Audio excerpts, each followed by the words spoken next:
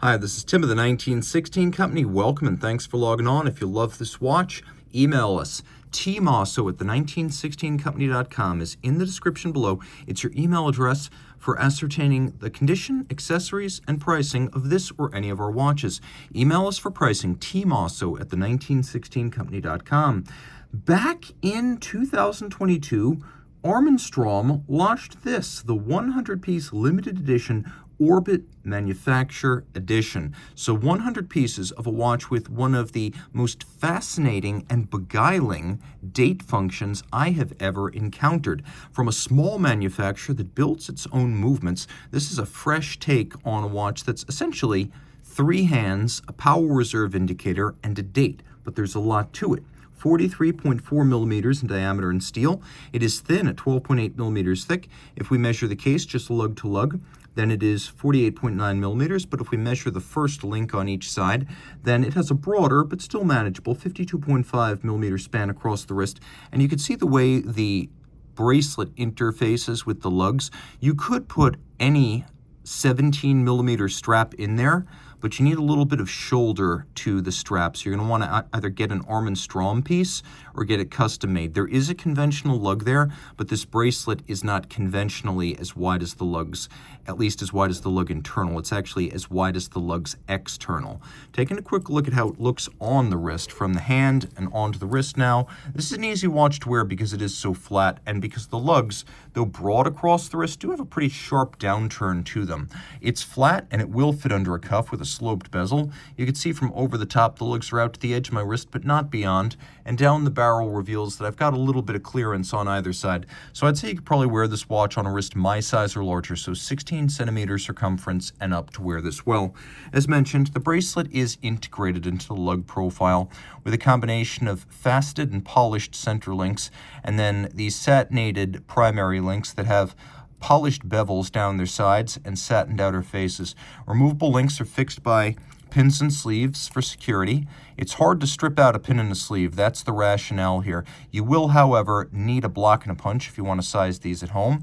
We have a folding clasp. You can see twin trigger release. It cannot pop open inadvertently.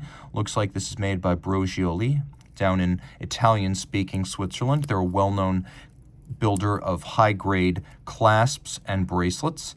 Armin Strom speccing a bracelet here that is a sequential close. So you close this side before then closing the side with the logo. They even added a little bit of engine turning right there to distinguish that surface. So thoughtful detailing across this watch. The case is nicely made. You can see the lugs are sharply broken out from the case band, and the satination on the flank is vertical all the way around, which is a different kind of look, as most watches feature longitudinal satination on the case band.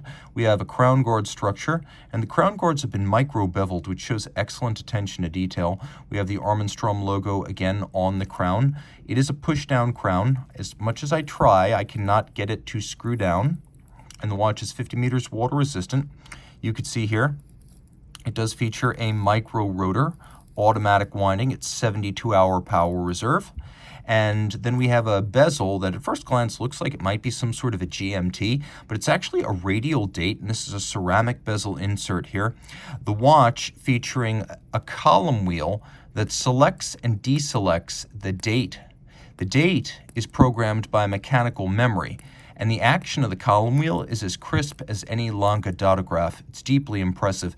It also centers the index up at the 12 o'clock station when you don't need the date. And you can see that the index is non-contiguous, or it's not continuous, I should say, as it is somewhat asymmetrical and open. Now, taking a quick look, we do have some luminescence on this dial, so you can read it at night. And the dial is what Armin Strom describes as black gold. The watch does feature a hacking or stop seconds function, so you can synchronize the watch to a known accurate reference time. An interesting feature of the date is that when it reaches the 31st and jumps to the 1st, overnight it will leap from 31 to 01, so it doesn't get hung up in the intermediate position pointing to the word date. There's a little adjuster on the flank that allows you to adjust the mechanical memory that advances the date index. Now we have down at the bottom here, let me show you this, something rarely seen on wristwatches, which is a motor barrel. So the way this works is it winds, as you'll note, through the ratchet wheel atop the barrel. So you see how I wind? It winds via the crown wheel, there's an intermediate wheel, and then it directly winds this ratchet wheel on top of the barrel. Then the barrel axle or arbor, which goes down the center, let me open up the case back, which goes down the center of the barrel, that arbor is actually geared to the drivetrain. Now, the motor barrel historically was a distinctive feature of a lot of American-made pocket watches in the 19th and early 20th century, and that's actually where Armin Strom got the idea for this mechanism.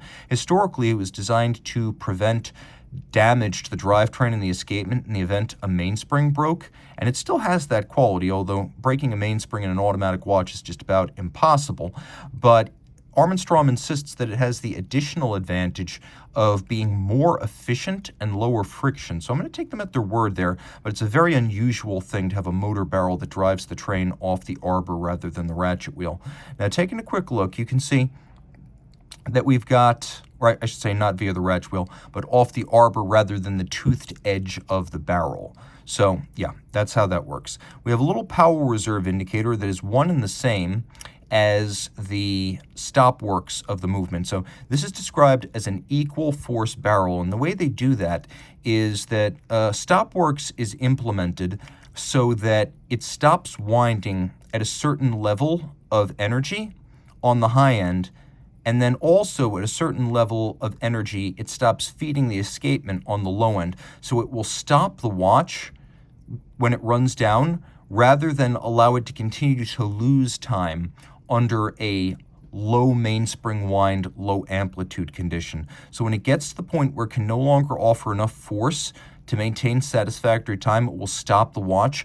The rationale being it's easier to spot a stopped watch than a watch that's running slow. So that's what the stop works does. So by cropping the steep part of the torque curve at the beginning and end of its travel, the beginning and end of its wind, they only run the watch off the flat plateau in the middle part of the power band or the torque band of the mainspring. So without a remontoire or a differential or a fusee, this watch achieves constant force. This AS20 movement achieves constant force.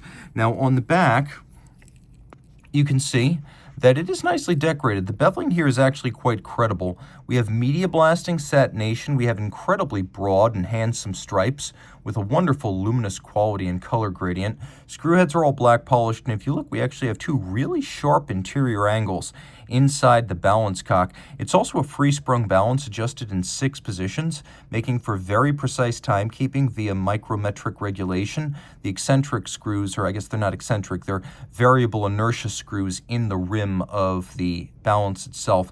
Those adjust the timing. They're also shock resistant because shocks can't move those screws, and it beats away at a quirky beat rate of 25,200 vibrations per hour. Now, this is a very large movement. Very large, in fact. As you can see, it is well over 35 millimeters in diameter, which means it is more than properly sized to fit the case. 35.52 millimeters, pivoting on 30 joules, and the movement has a 10-year warranty. So this watch, which was retailed in 2023, is set to go for a while. Part of the System 78 collection. This is the Armin Strom Orbit Manufacturer Edition. Reach out to us at Team Mosso at the1916company.com for pricing, and marvel at those interior angles.